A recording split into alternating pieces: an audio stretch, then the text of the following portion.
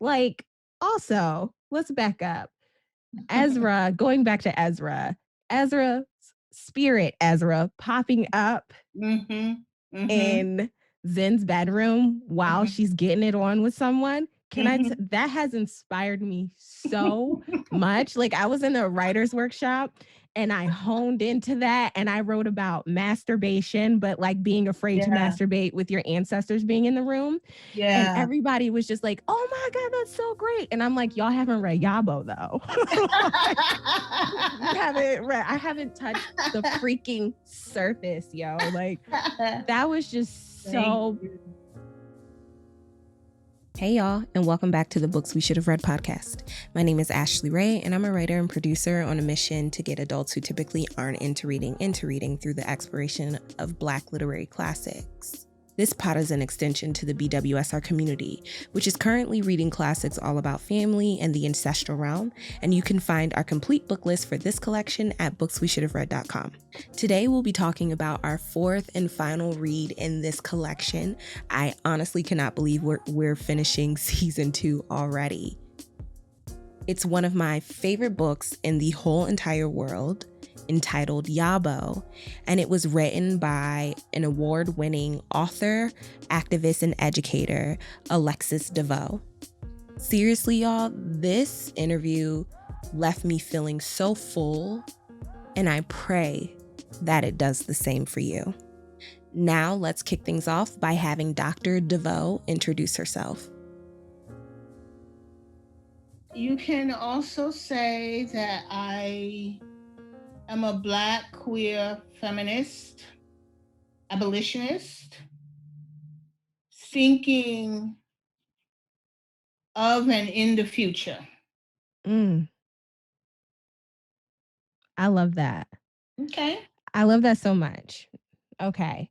And then if So, people want to know more about me, they can go to my artist website and they can see all the things that I've written. And I mean, I've had a long career as an artist, and I'm grateful. it's kind of hard to sum up Yabo in just one concise logline, for me at least.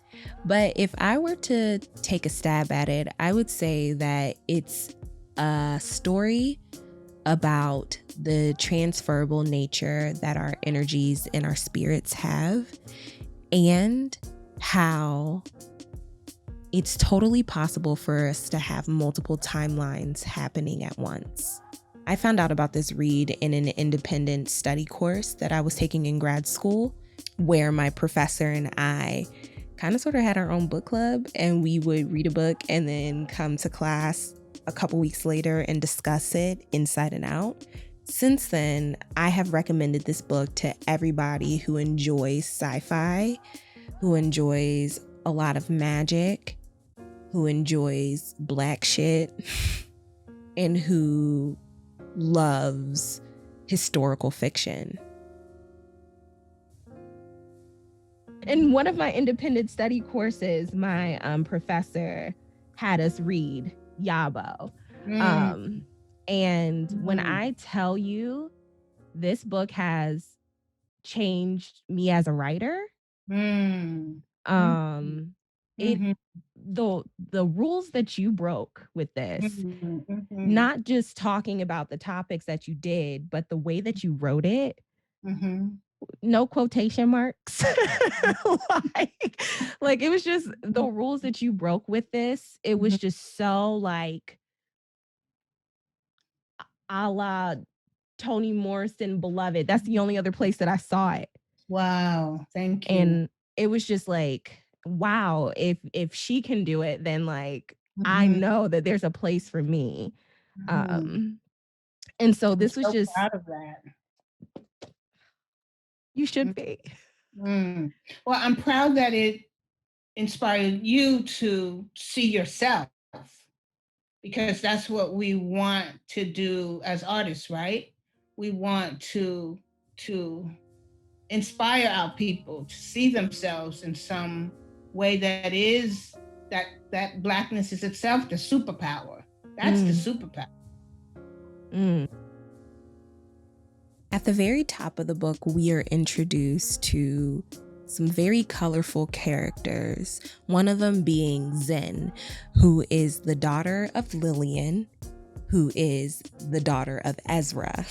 And Zen and Ezra have such a beautiful granddaughter and grandmother relationship.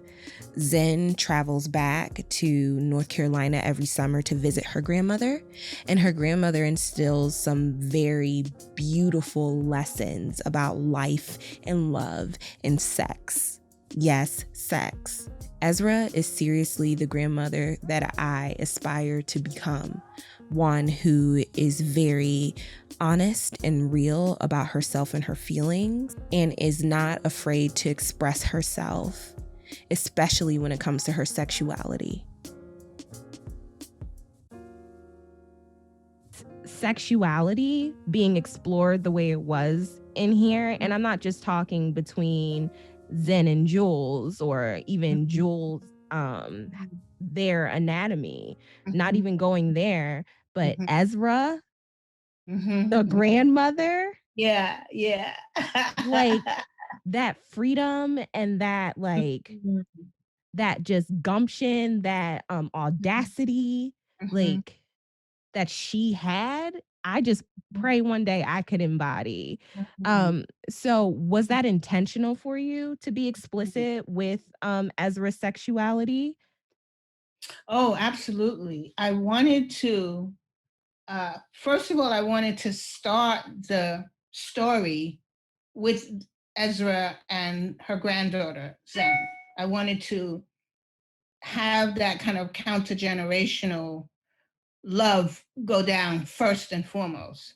And from that bleeds Ezra's own desires. And I think it's really important for Black women who are older to be seen as sexually alive and in possession of their own desires, and also the initiators of sex. It's Ezra who goes to the husband, Waylon, and it's Ezra who fucks him. And I wanted to say that was great and that she was alive, and that's what we should all model as we are getting older, that we are, sexually powerful.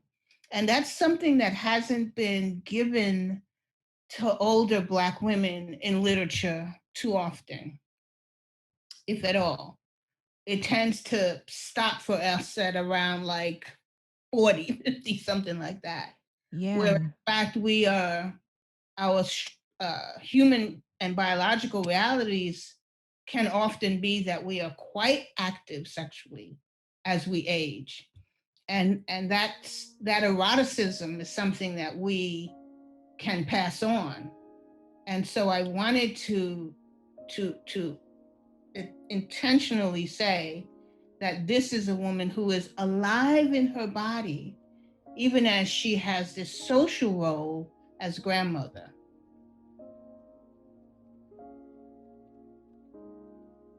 That particular afternoon, Waylon Kumbau was standing at his workbench, his back turned, sharpening the blade of a handsaw, when his wife stepped into the barn. She closed the patched door behind her. The swath of daylight Waylon was using to see by disappeared. The barn smelled of damp wood, oily tools, rusting dreams. A pile of lumber he'd planned to use to replank the front porch languished beside the broken lawnmower he'd bought at a flea market long ago.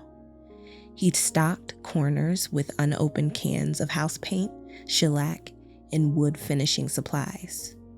The set of Queen Anne chairs were still in the horse's stall. A refrigerator, truck engine, 3 black and white televisions, and a porcelain Victorian tub, his intentions, sat in the pile in the middle of the barn. Ezra placed the plate of potato salad and fried chicken sandwich on the table near him. She undid another button. The hot flash rose behind her knees. She sized up his bare shoulders, the tees of overall strap. That long silver braid trailing in his mid-back. She wanted him right then, wanted to give him fever, right now. Waylon turned around. "You smell good." He mopped his face with the back of his hand. flashed a mustached grin, those big white teeth more canine than human. His eyes swept her compact, buxom frame. She was glowing in that paper-thin blue summer dress. She looked good standing there. He hadn't been thinking about her before she came in, if the truth be told. He hadn't been thinking about fucking, but the smell of midnight gardenia mixed with sweat aroused him. Waylon sidled up to her, his head lowered, neck extended. He sniffed her arms, hair, neck, breasts bathed in perfume. She crooned into his ear, "Lunch be better after you have me." Then she took her second husband by the hand and led him over to the cot. There she straddled him, sucking his tongue, sucked it until he moaned, until she had her hand inside his zipper, and he was breathing her. And then she murmured, "Gardenia, so blue for you." Under the paper summer dress, she had no panties on. Waylon pushed himself inside her, cupped her buttocks as she rode him, forced himself to be still until her riding was too fast, too sweet to bear. When he came, she laughed into his neck. She was still coming when she felt the pain.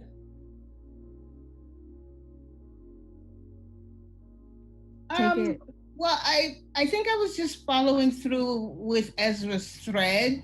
She does tell Zen when Zen is alive that it's okay that she notices that Zen isn't really into boys, that it's okay, and that's okay.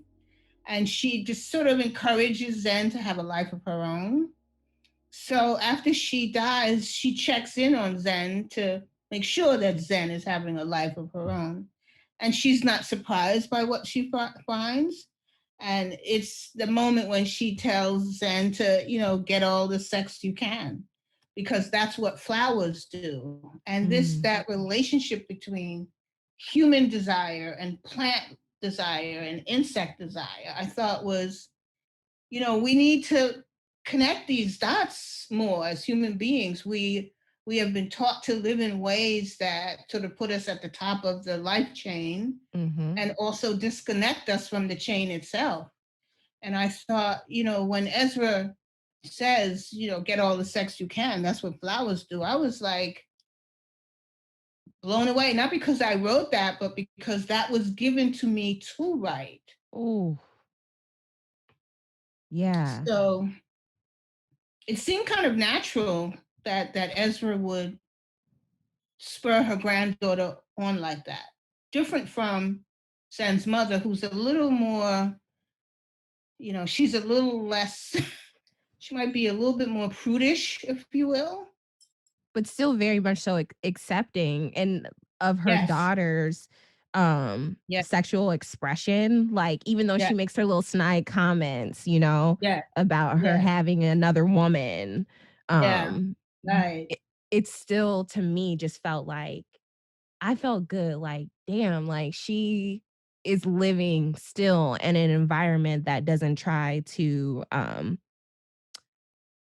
make her smaller. I can't think of the right word right now. Well, I think that's important. I think that's important because as writers, we don't have to write just what is. We can write what is possible. And particularly around Black queer sexualities, I think it's important to try to move away from this idea that it's always going to be traumatic for us, that it's always about, some sort of construction of trauma porn, that Black sexualities are always engaged with some friction, and, to have models, other kinds of models to think about, where the parents or the grandparents or the friends are like, hey, that's good. If you're getting it like that, that's good. Rather than we're always having to struggle and we're always having to the only option for Black queer sexualities is to come out and then to suffer coming out every time you come out, and to live in a world of possibility.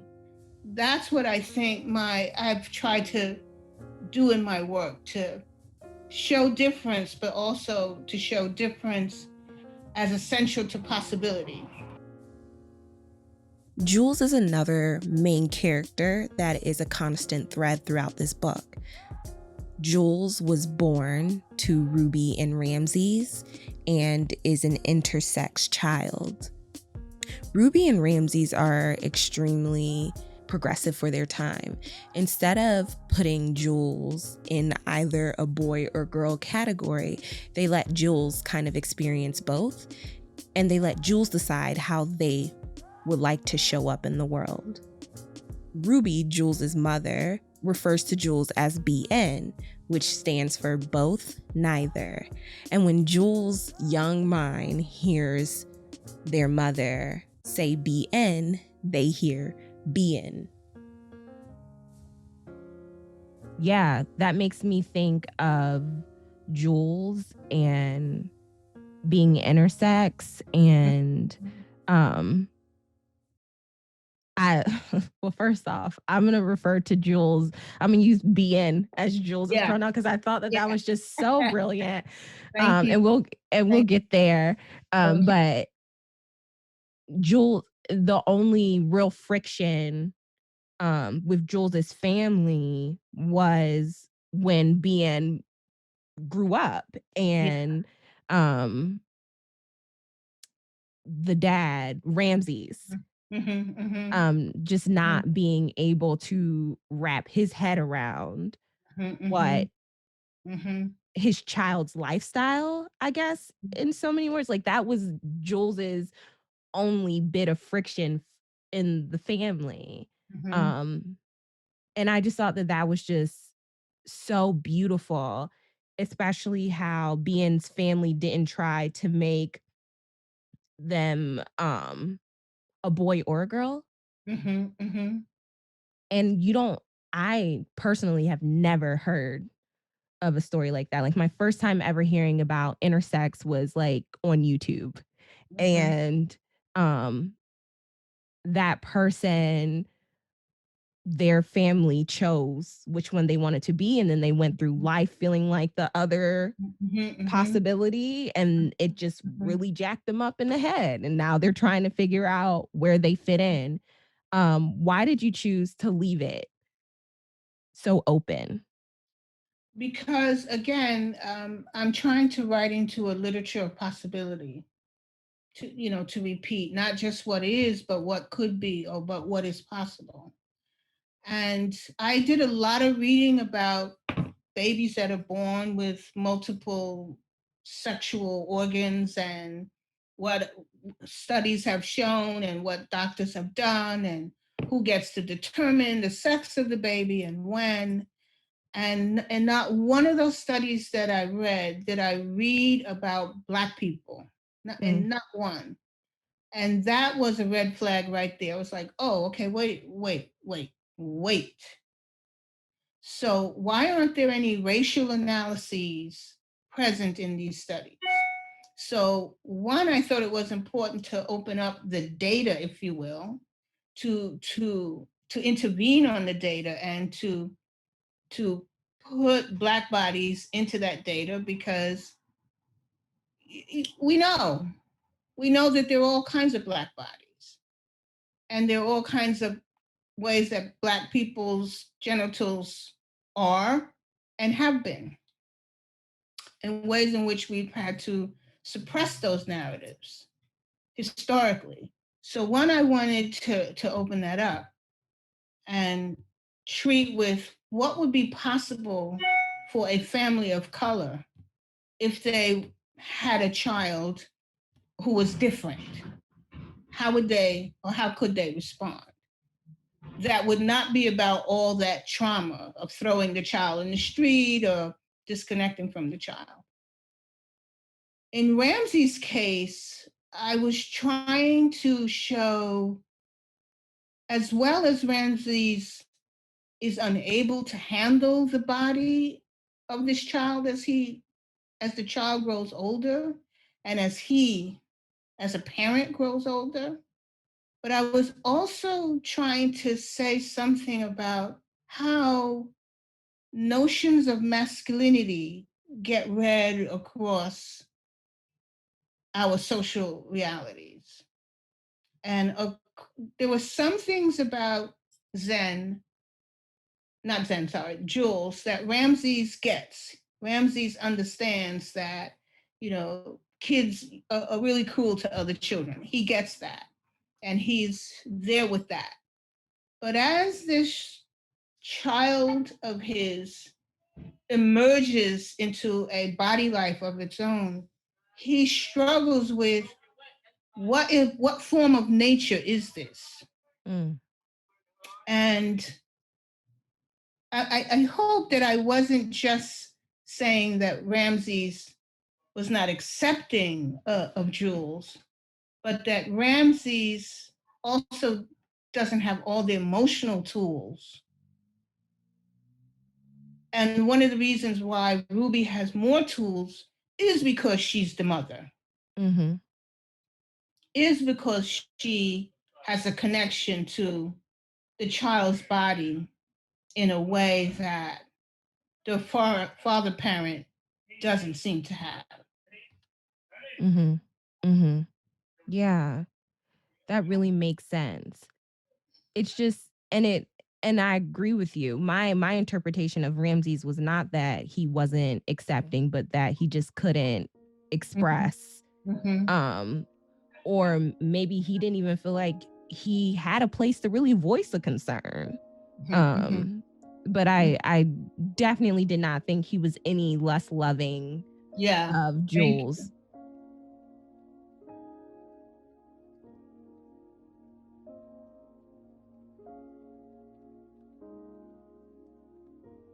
There was no pink or blue in that room.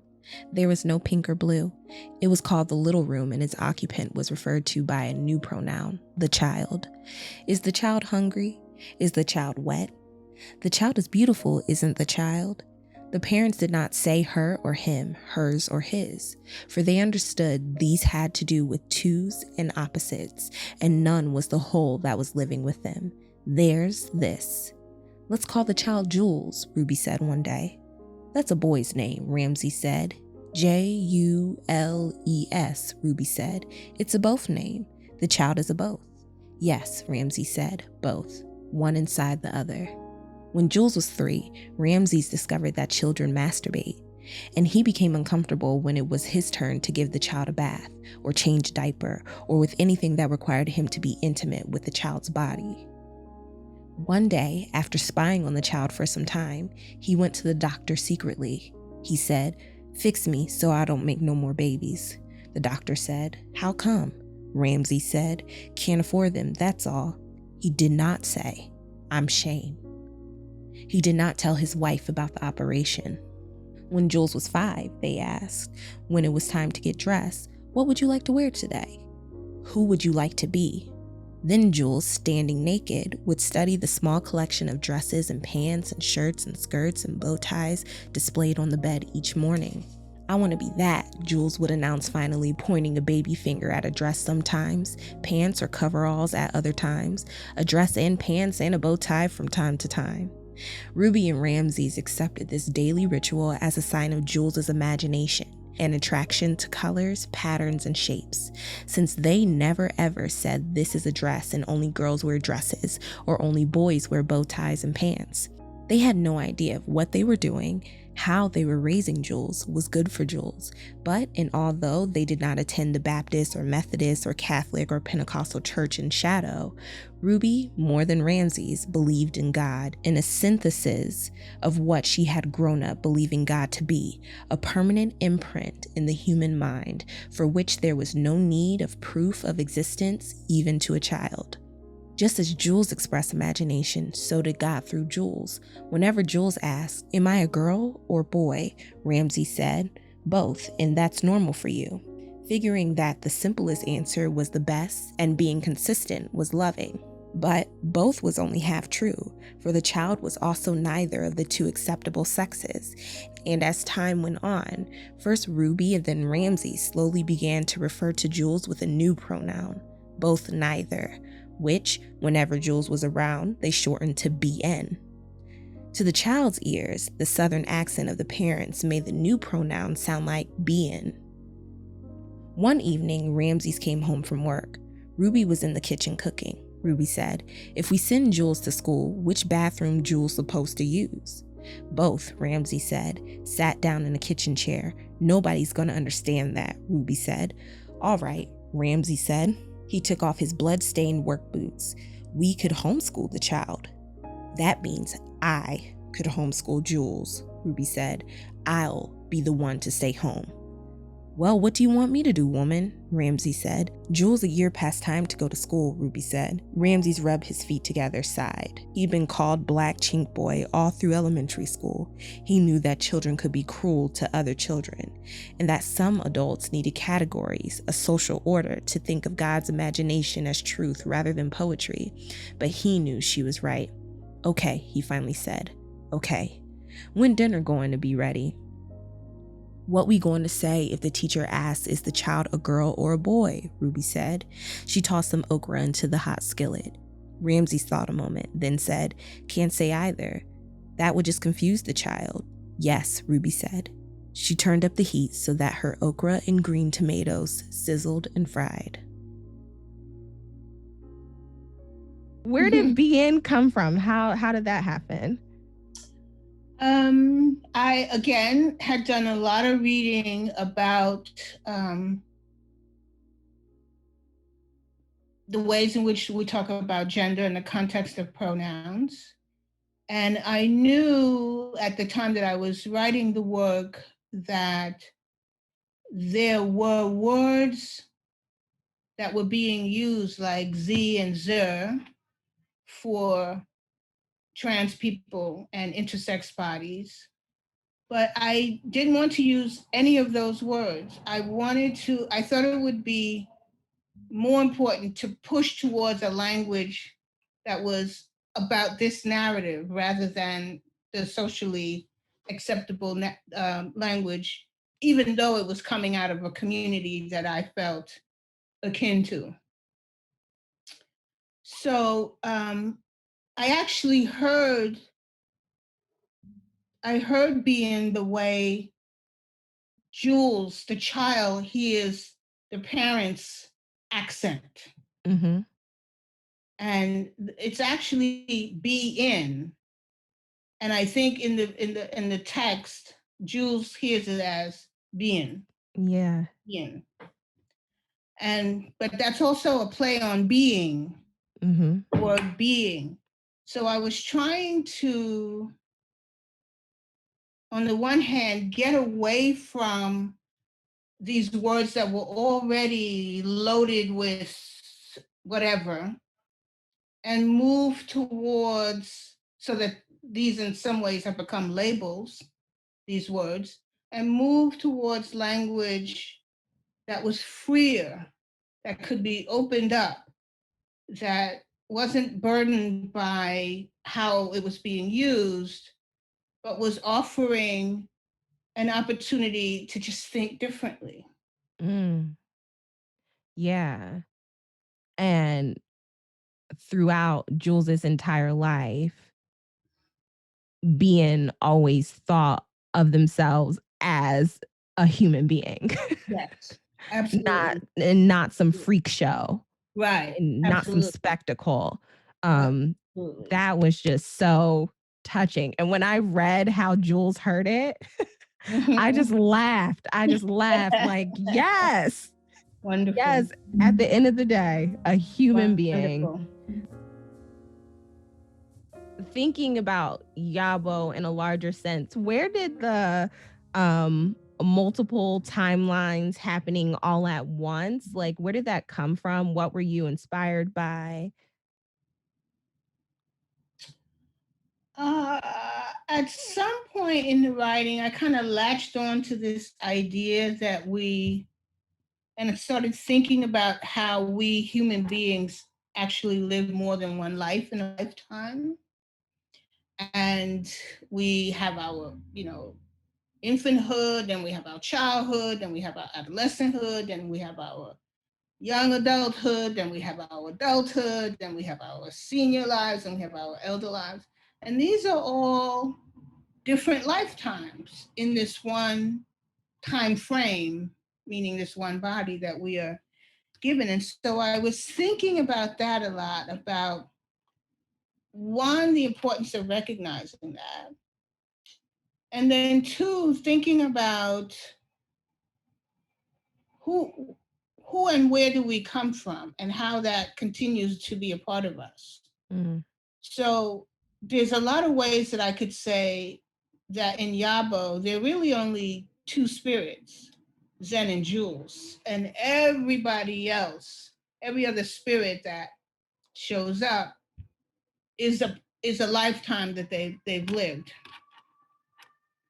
On the third hand, I was thinking about, I was, doing my speculative fiction thing and thinking about, okay, what if there's not one universe? What if there are multiverses? And what if I'm having this life on Earth and I'm also having a life in another dimension or on another planet at the same time I'm having this life on Earth?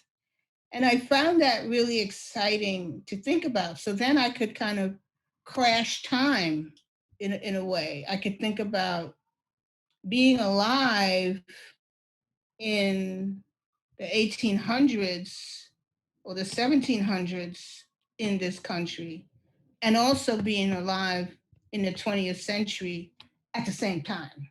Mm-hmm. So that I was trying to also collapse this idea that there's a past and then there's a present and then there's a future. Yeah. And the professor, goodness gracious, I'm blanking on the professor's name now. But the professor really brought that to life for Zen, even though I Steva. believe, Yeah. Steva yeah, Braille. Yeah. Steva, that's right. Yeah. Even though I believe that Zen already felt that though. Like Zen felt that, and then Steva just helped her articulate it. Mm-hmm. Um, to help her know that she wasn't just imagining something, that these things are very real. Mm-hmm. I just love how everything in this novel was interconnected to show Mm-hmm. that we are not in this by ourselves. Like we touch everything and everyone in some way down the line. And so that was very beautiful to me too. Mm-hmm. Thank you. No Thank you so problem. much. Thank you for being such a dedicated reader. Listen, I've read it, so I have dissected this inside and out. Where do your stories come from?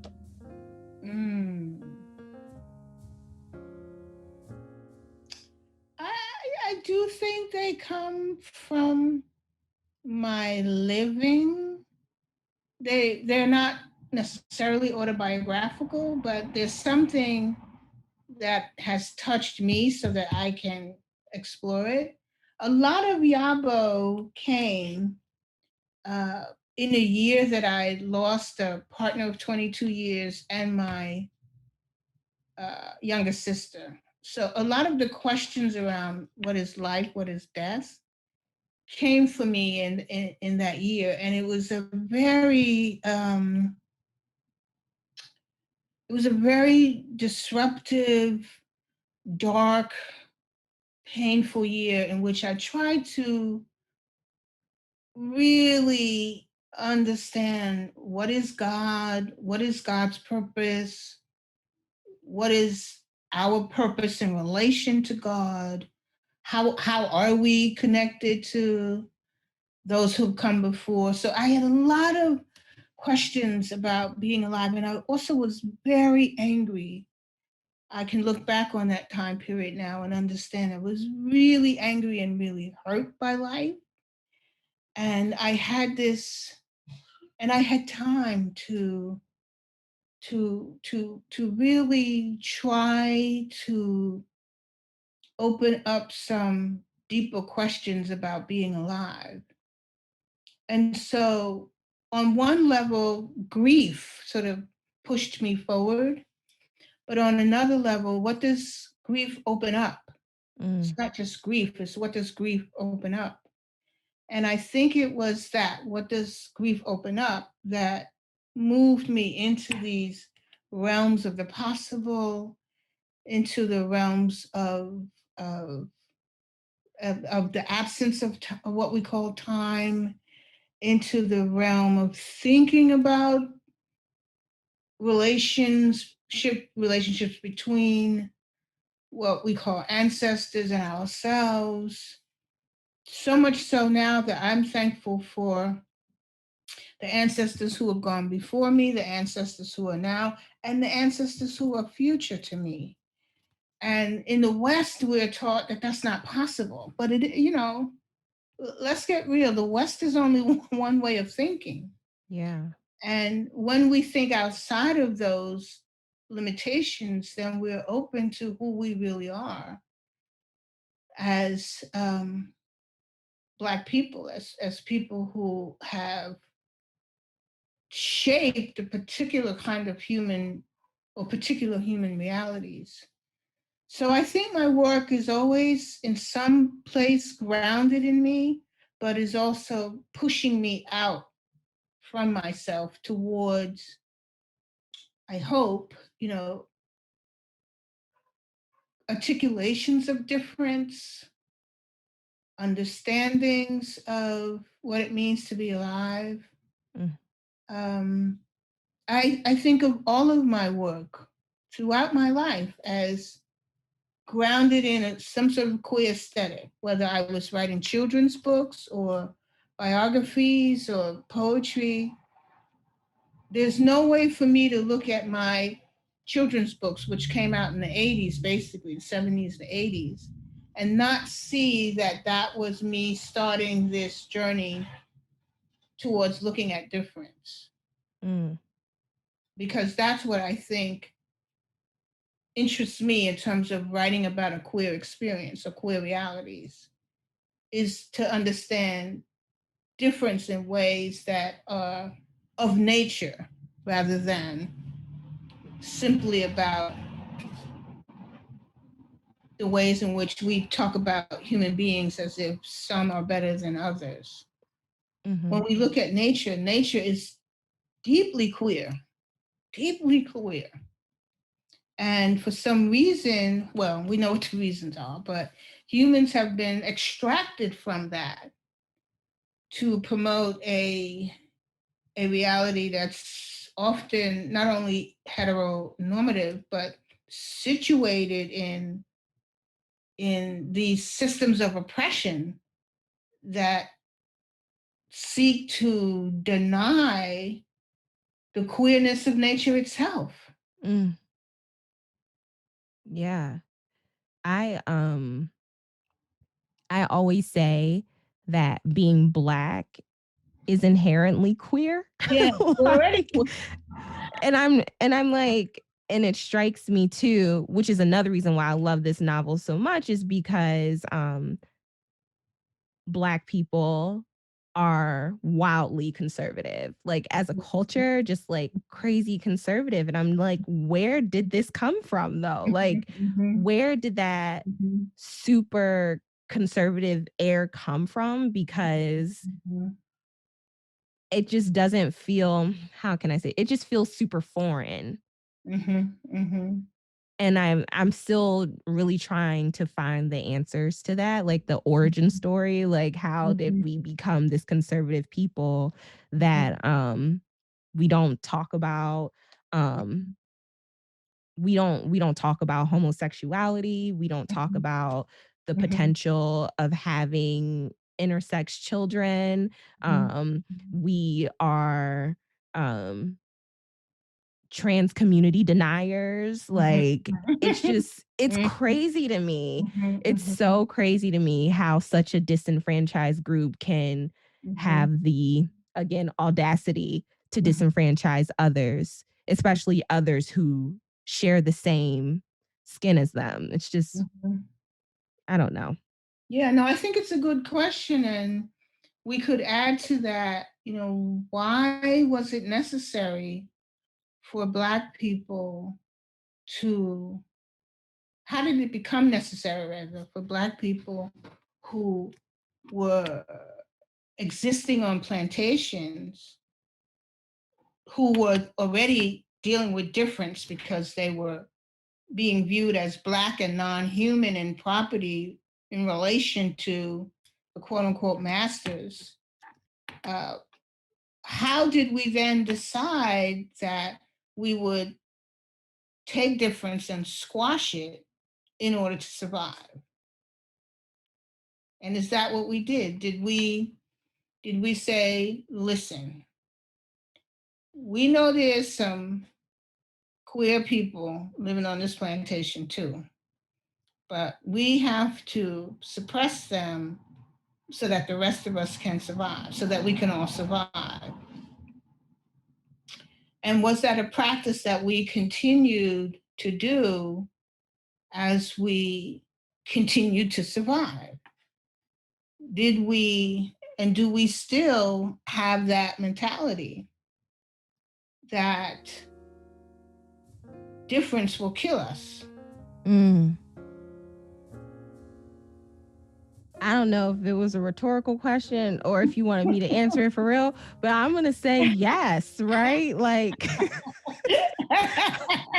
like, are we in a classroom right now? Yeah. I'm like, but I'm busted. yeah. I'm busted. I see. Whoa. But yes, yeah. I think about too the when I don't even know. I don't like to call it a new movement because to me it's all the same movement. I think well, when I talk about different eras, I'll just say the social unrest from this summer.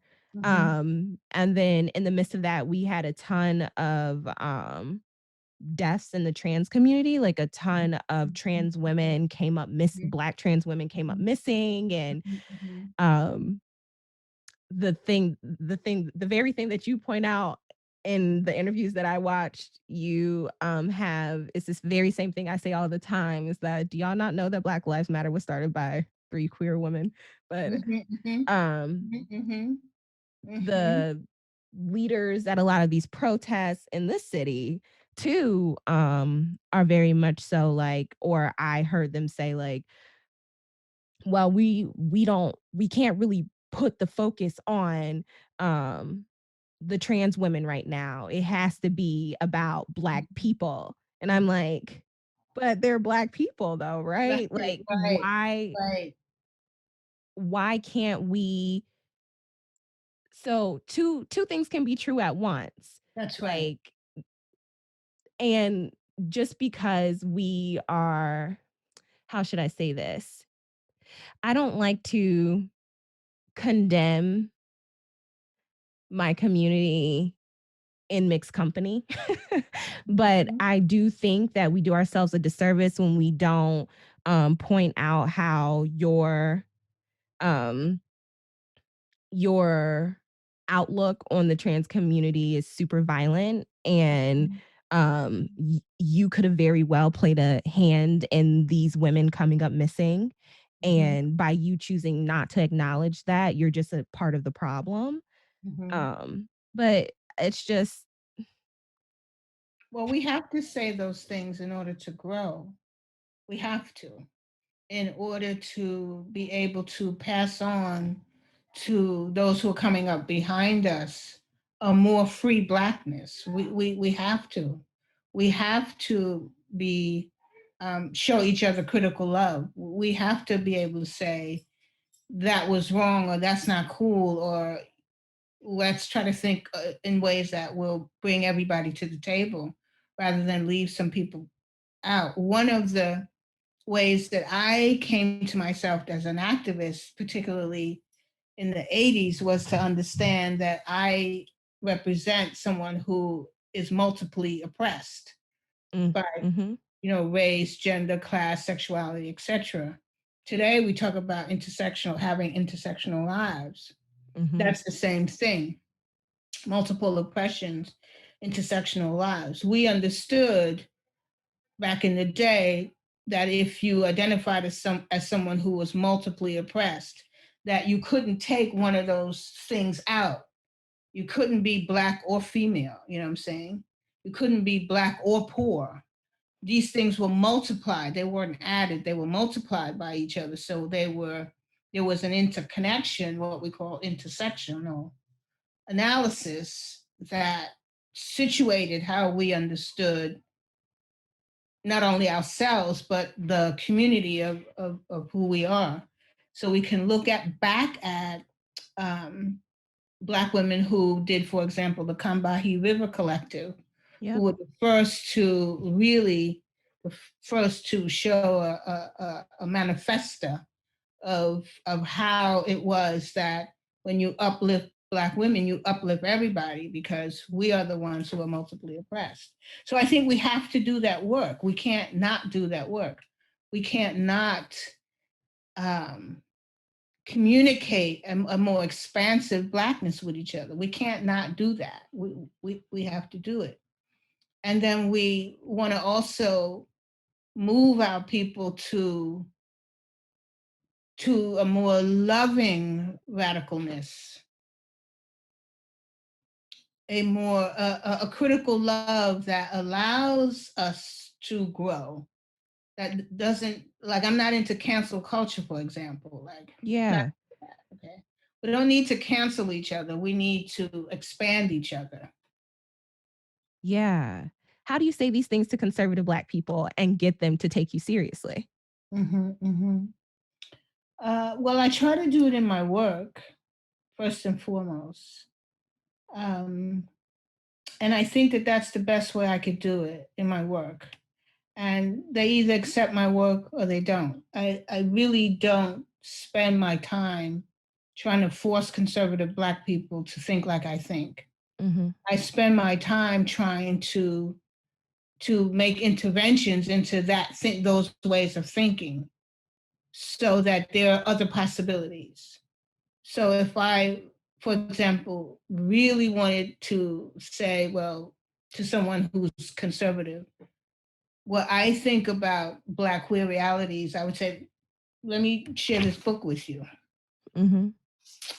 And let's have a conversation about the book. I think if we can get to strategies that don't personalize the struggles, we might get somewhere because people are going to defend themselves. They are going to defend themselves. And defending yourself is not a terrible thing. Being able to have information that you don't have is an important thing. So rather than me having a conversation with somebody about whether or not Black intersex people exist, I would talk about Jules. Mm. I would talk about that possibility that Jules represents. Yeah. When people say to me, well, Jules is actually quite violent because Jules goes after the person that does violence to Jules, beats Jules up. I would say that Jules is not being violent at all. I would say that Jules is providing a possibility for handling those moments. And if you don't want Jules to handle moments like that, maybe you should step back from Jules and people like Jules. Period. Yeah, hey, so I don't advocate violence, but I'm saying that there are ways to deal with things that have to be dealt with. In an earlier section of the text, when the enslaved people decide that they're going to go out and do some damage, they do it using the one tool that enslaved people had freely, and that was fire. Mm. And they made a statement by using fire. They weren't begging. And this is another thing I think we need to bring in. Do we continue to beg for our humanity? Or do we get to some strategies that suggest we can show what our humanity is? Mm. And so when this enslaved troop, led by two female spirits, sets fire to a slave owner's plantation, they're not saying that they want to be treated as human beings. They're not begging to be seen as human beings. They're saying, listen, we are human beings. And this is how we will deal with you if you don't change. Mm. So I think the time has actually come for Black people to stop begging to have our humanity accepted by whomever, whether it's white racists or it's conservative Black people. We don't have to do that anymore.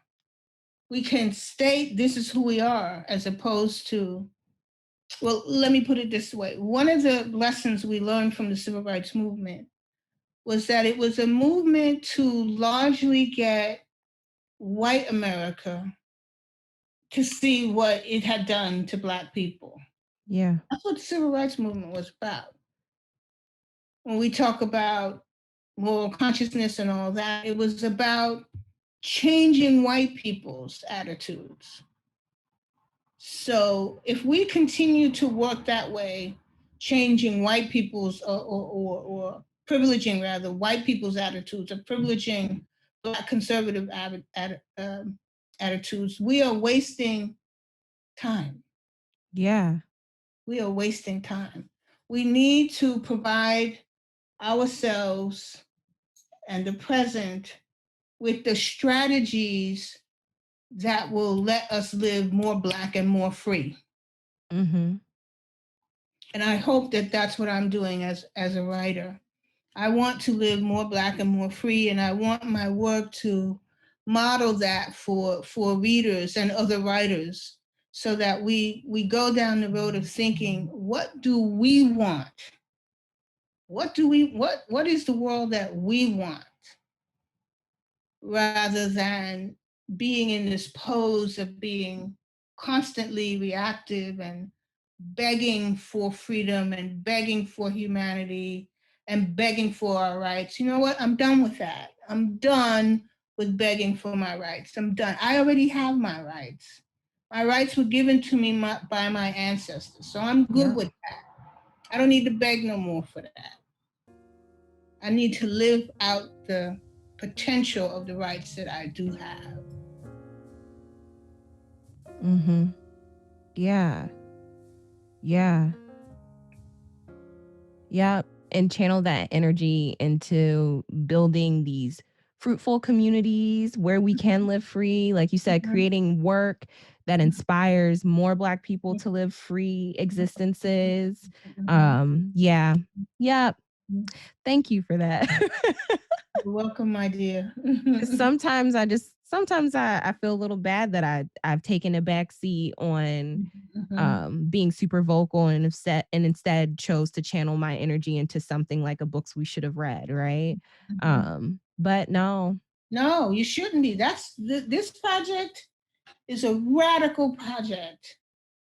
Anything that is uplifting us like this, that is really addressing notions of literacy, and that's what you're talking about, that there are some adults who are tentative around reading, is because at some point, we can pretty much bet, at some point in their lives, somebody indicated to them they couldn't, or they shouldn't, or it wasn't for them.